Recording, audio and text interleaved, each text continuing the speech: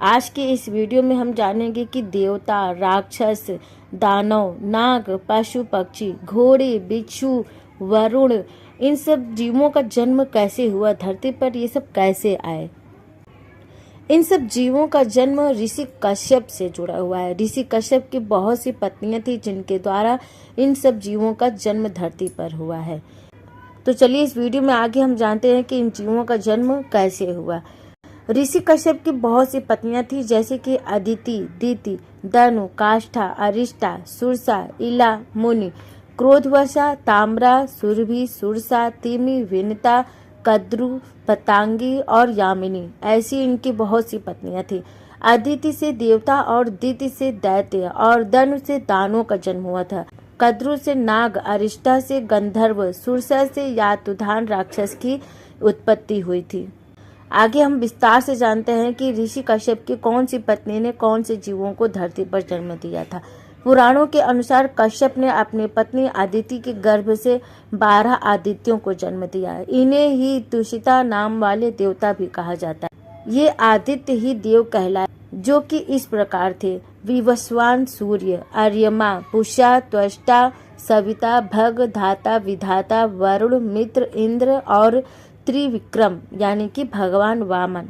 ऋषि कश्यप के पुत्र विवस्वान से मनु का जन्म हुआ था। महाराज मनु को इक्ष्वाकु, नेग, धृष्ट, शर्याति, नरिष्यंत, प्रांशु, नाभाग, दिष्ट, करुष और पृषध्र नामक 10 श्रेष्ठ पुत्र उन्हें हुए थे।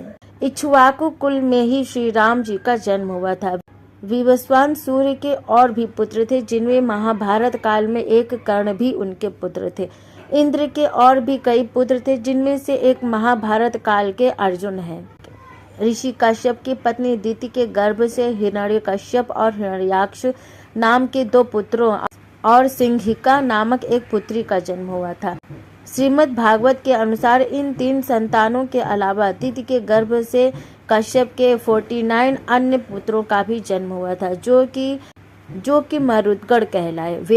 वेदों में मरुद्गणों को रुद्र और वृष्णि का पुत्र लिखा गया है और इनकी संख्या 49 नहीं बल्कि 60 की 3 गुनी मानी जाती है। लेकिन पुराणों में इन्हें कश्यप और दीति का पुत्र लिखा गया है।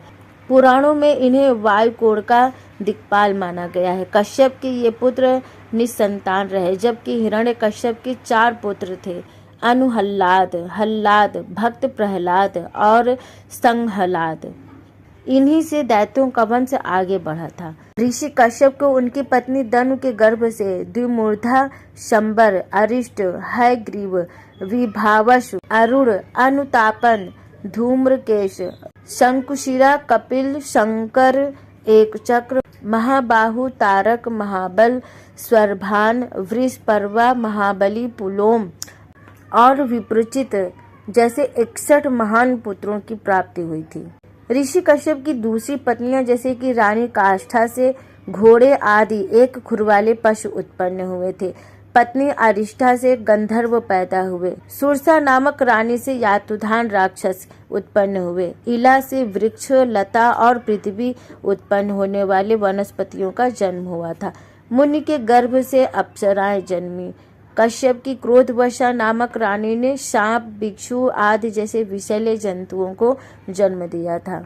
ताम्रा ने बाज, गिद्ध आदि शिकारी पक्षियों को अपनी संतान के रूप में जन्म दिया। सुरभि ने भैंस, गाय और 2 खुर वाले पशुओं को जन्म दिया था।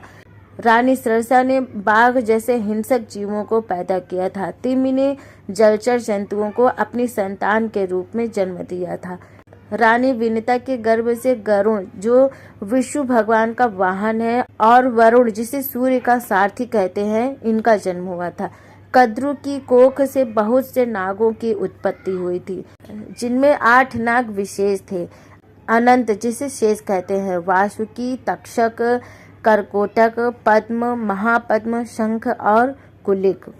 रानी पतंगी से पक्षियों का जन्म हुआ था। यामिनी के गर्भ से शलभों यानी पतंगों का जन्म हुआ।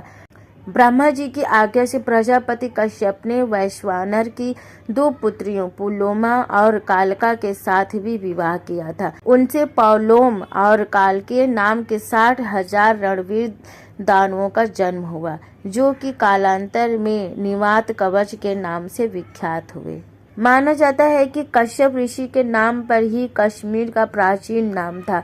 पूरे कश्मीर पर ऋषि कश्यप और उनके पुत्रों का ही शासन था। कश्यप ऋषि का इतिहास बहुत प्राचीन माना जाता है। कैलाश पर्वत के आसपास भगवान शिव के गढ़ों की सत्ता थी। उक्त इलाके में ही दक्ष राजाओं का साम्राज्य भी था। तो ये थी कहानी कश्यप ऋषि की पत्नियों की, जिनके द्वारा धरती पर इतने सारे जीवों का जन्म हुआ था। ये नॉलेज आपको कैसी लगी? अगर वीडियो पसंद आती है तो प्लीज़ वीडियो को लाइक, शेयर, कमेंट करना मत भूलिएगा। आगे भी हमारे साथ जुड़े रहना चाहते हैं तो चैनल को सब्सक्राइब जरूर करें। Thank you.